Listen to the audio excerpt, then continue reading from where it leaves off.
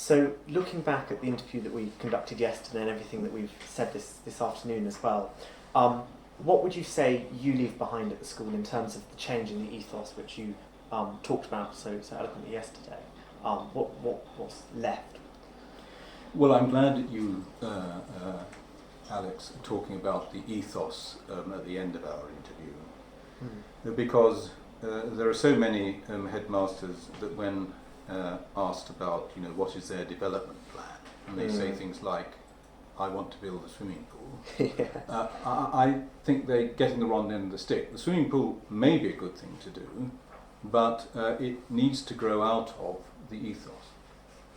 As it happens, I haven't built a swimming pool. Luckily, we have a swimming pool just on the other side of Vincent Square, Queen Mother Centre, which we hire, and someone else takes care of the expense and the maintenance, so that's no problem. But getting back to that ethos, well, there's a... I don't know whether you've read The Leopard by Giuseppe Tomasi di Lampedusa. I haven't. You haven't? Well, no. may I suggest that I know Yes, you've got a very, very summer busy reading.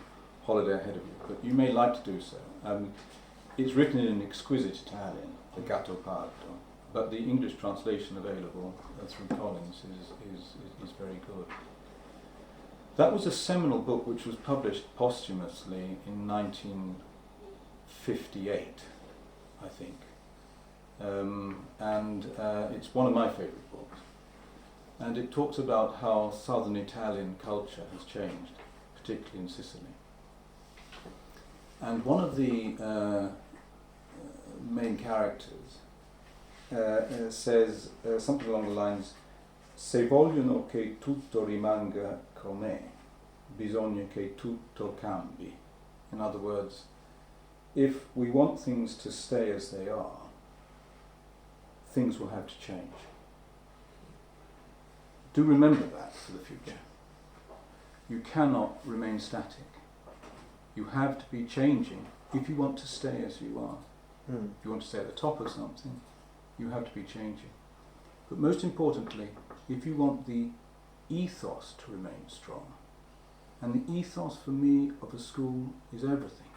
So I'm very pleased you've used this word at the end of our conversation. Then you have got to have gone back and understood what that ethos is. And within it, you've got to allow things to change. You've got to have the courage to bring forward change. The Dean, in his send-off speech to me, poor man, he's found himself having to make several of them. Yeah. There was a long one when the governors and the fellows got together, and he said that